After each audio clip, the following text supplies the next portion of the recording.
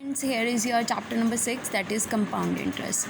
We'll start that compound interest with the previous knowledge, that is SI. You know very well SI means simple interest, that is equal to P into R into T upon 100. P मतलब principal, R means rate of interest, T means time period. ठीक है, and ये तो use होगा somehow it will be written in your question. जब question में लिखा होगा बाय द कोई भी चीज़ फाइंड करो बाय द सिंपल इंटरेस्ट, तो आपको पता लग जाएगा कि हमने ऐसा यूज़ करनी है. But mostly you have to use this one formula in this chapter.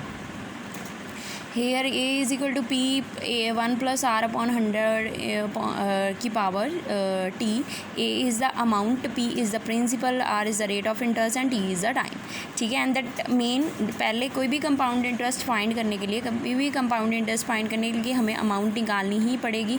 Amount निकालते ही आपका कंपाउंड इंटरेस्ट आ जाएगा, that is equal to A minus P, मतलब अमाउंट माइनस प्रिंसिपल. अमाउंट जो आप इससे यहाँ से आंसर निकालोगे और P जो आपको गिवन ही होगा, तो यहाँ से ऐसे आपका compound interest. Will start with the exercise, but before that will discuss some important point. ये आपने नोट डाउन करने अपनी नोटबुक पे भी. दैट नोट फर्स्ट पॉइंट क्या है, the interest of compound interest. अगर हाफ ईयरली होता है इंटरेस्ट तो उसके लिए टाइम डबल हो जाएगा. टी को 2 से मल्टीप्लाई कर देना, मतलब टाइम को 2 से मल्टीप्लाई करना, और रेट को हमने डिवाइड कर देना 2. ठीक है, हाफ ईयरली के लिए. और अगर वो क्वार्टरली आता है तो टाइम आपका 4 से मल्टीप्लाई करेगा और रेट आपका 4 से डिवाइड करेगा. अगर आपके लिए कंपाउंड मंथली आता है तो आपने टाइम को 12, क्योंकि 12 मंथ्स होते हैं एक ईयर में, तो अपने 12 के साथ मल्टीप्लाई करना है और रेट को डिवाइड कर देना 12 से. तो these are the main point which I want to discuss with you. Just write it each and everything on your notebook. Will send you photograph also. आपने नीटली इसको नोट डाउन करना है before the starting the chapter. ठीक है, so I hope so these point had cleared you. Now let's start with our first worksheet, first example, question number first, that is find the, here it has written the find the compound interest. Compound interest 25,000. Let me check the visibility clearly. Find the compound interest on 25,000 at the rate 12% per annum for how many years? For 3 years. ठीक है, तो पहले मैं note down कर लूँ मुझे given क्या है. दैट मुझे रुपीज़ दिए, मीन्स मुझे प्रिंसिपल गिवन है, दैट इज़ 25,000.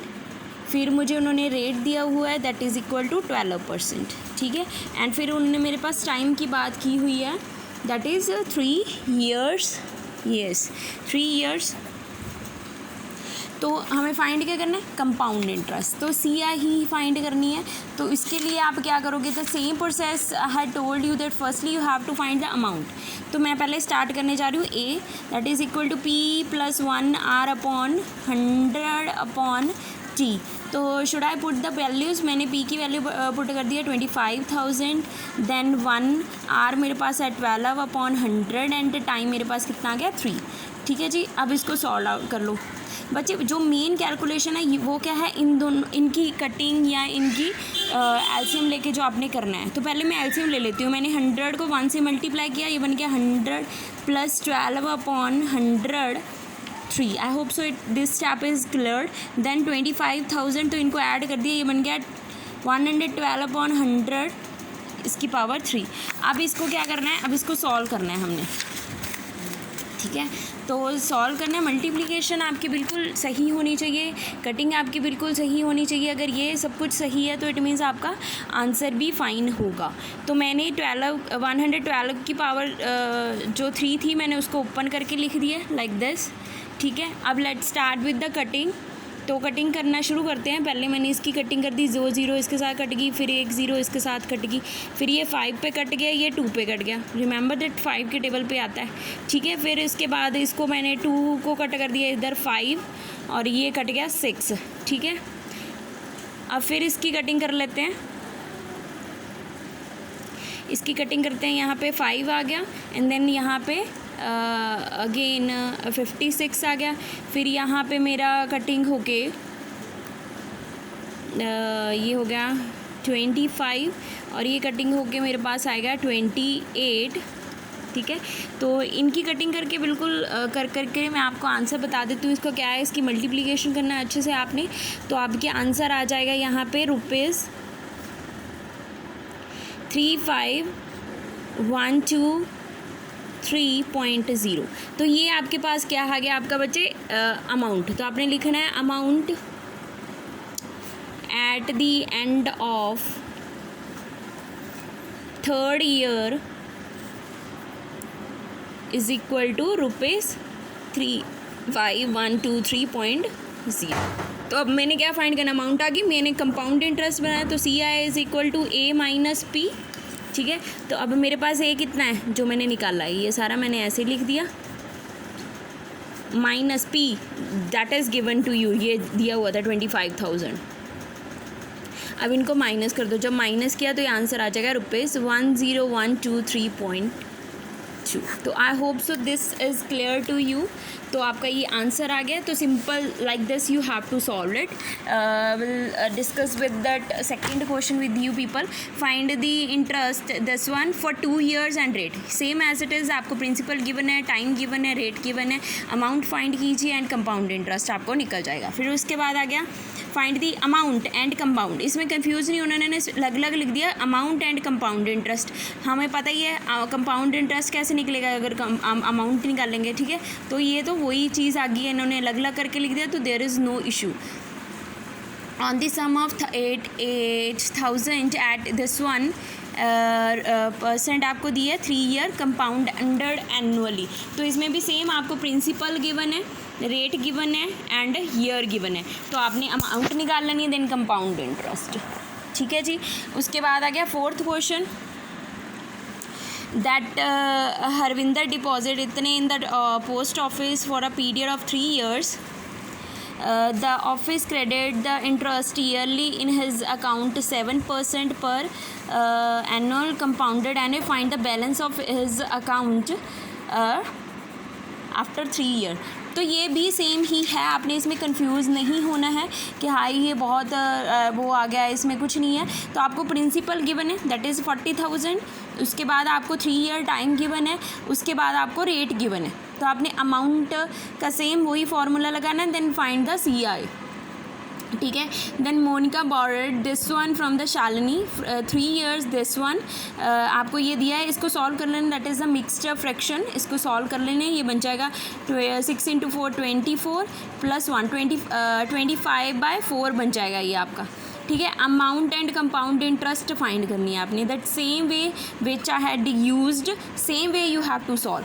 उसके बाद आ गया Ravi purchase a house of DDA on credit if the cost of the house is this one and DDA interest this one, find the interest and 3 years, that same way you have to solve. चलो एक question मैं आपको और करवा देती हूँ, that is 6th question हम कर ही लेते हैं, ठीक है। तो आपको क्लियर हो जाएगा। जैसे 6th क्वेश्चन में क्या है, ठीक है, इसमें हमें प्रिंसिपल आपको दिया हुआ है दैट इज़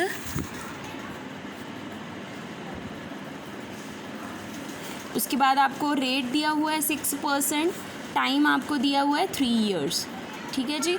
मैंने अमाउंट का फॉर्मूला लगाया that is P1 + R/100T। P मेरा यहाँ पे मैंने ऐसे लिख लिया,